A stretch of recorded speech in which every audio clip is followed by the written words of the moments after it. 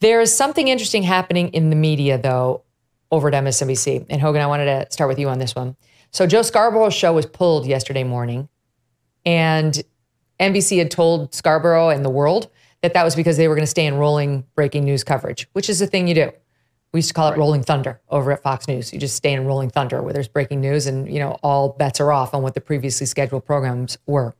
And they claimed that Scarborough had agreed to it, along with his wife and co-host Mika. Now today, we hear something very different, because what happened after Scarborough was they went back to their normal lineup, which, you know, makes clear they pulled just Morning Joe, and for a reason. And here was an extraordinary moment on his show this morning. We were told in no uncertain terms on Sunday evening that there was going to be one news feed across all NBC News channels yesterday. The Today Show would be Lester Holt, other people that you worked with on Sunday, and that was going to be one news feed across all NBC News channels. That did not happen. We don't know why that didn't happen, or team was not given a good answer as to why that didn't happen, but it didn't happen.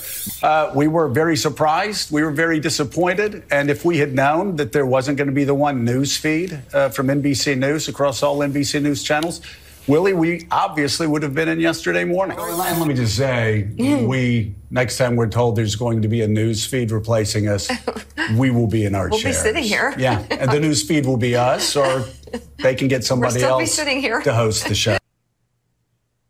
Oh my God, I have secondhand embarrassment for how awkward that was. AF, as the kids would say. So Hogan, what do you make of MSNBC basically admitting they've got a host on in the morning who is so incendiary he can't be trusted to take air a day and a half after a presidential assassination attempt?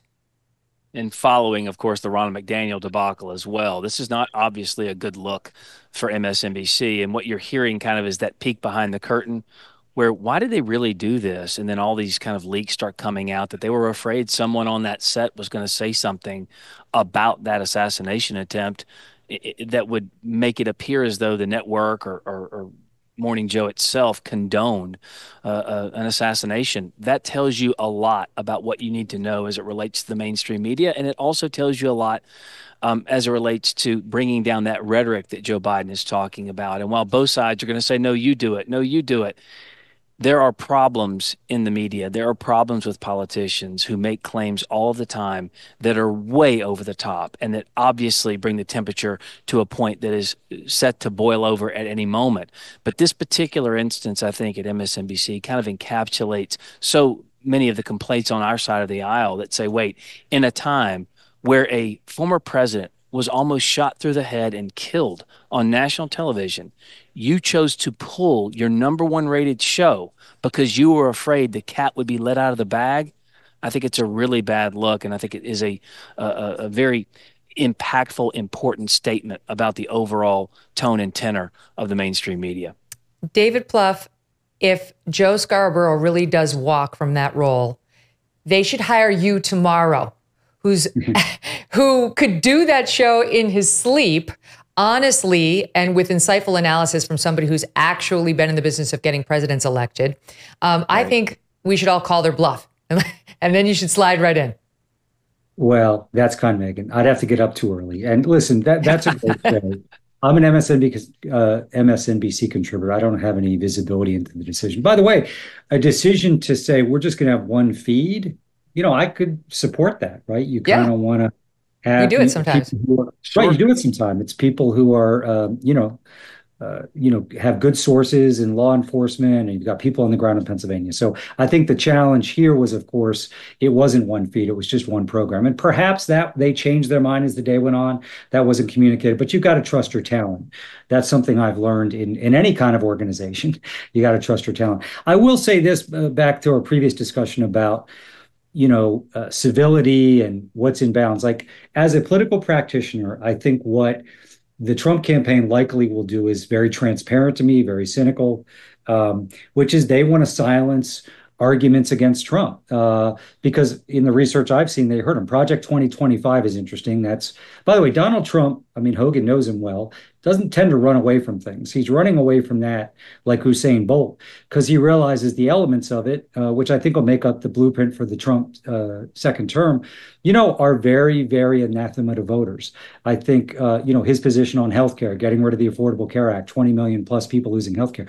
There's real challenges. Now, those tend to be issues. I do think respecting the results of election, that's not something we should shy away from talking, even post-assassination attempt. But I think you'll see that an effort from the Trump campaign and other voices to say, hey, you shouldn't be criticizing this guy. And again, my guess is we'll see what Trump's speech is Thursday. By the way, if Trump, I'd be curious, Hogan, your view on this. Like if Trump were to say Thursday night, listen, I've reflected on this. I can't believe I lost to Joe Biden. I still can't believe it. But you know what? He won the election. That's why I'm running, to defeat him. I think I'll defeat him. What that would do is swing voters. And listen, Trump has the base. He can say anything. That's not going to happen. I know. Hogan, do you disagree with me? My point is, I'm saying he doesn't disagree with me. Political practitioner, of course he's not, but he should, because if you're of course, but we've all been saying things about Trump should for 9 years. He doesn't listen to us. And but my point is, Megyn, if you're in a window where you might have a permission structure with voters that previously weren't available to you, okay? When I used to run I get it. But if he were in that state of mind, we'd be talking about vice presidential candidate Glenn Youngkin, Nikki Haley, or Doug Burgum. He's definitely not, I think, in that state of mind. Sorry to rush you up, but I want to play this soundbite. We just got it on tape. Charlie Kirk referenced it earlier. And the head of the Secret Service, Kim Cheadle, did give an interview to ABC in which she did make a remarkable explanation for why they didn't have snipers on the rooftop that was right there 150 yards or less away from Trump. Listen to the sloped roof excuse. The roof have been secure, period. That building in particular has a sloped roof at its highest point. And so, there's a safety factor that would be considered there, that we wouldn't want to put somebody up on a sloped roof. And so, the decision was made to secure the building from inside. I mean, oh my God. That's just that's why we're going to have weeks and months of hearings now, Hogan. There are many people who think that this was a conscious decision. The Secret Service, somebody hated Trump. I am not one of those people. But that level of incompetence is why people are scratching their heads. They don't understand that. Do you owe back taxes? Pandemic relief is now over.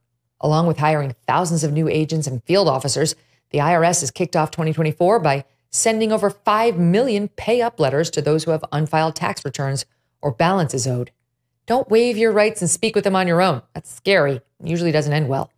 Tax Network USA, a trusted tax relief firm, has saved over $1 billion in back taxes for their clients, and they can help you secure the best deal possible. Whether you owe $10,000 or $10 million, they can help you. Whether it's business or personal taxes, even if you have the means to pay, or if you don't, if you're on a fixed income, they can help finally resolve your tax burdens once and for all.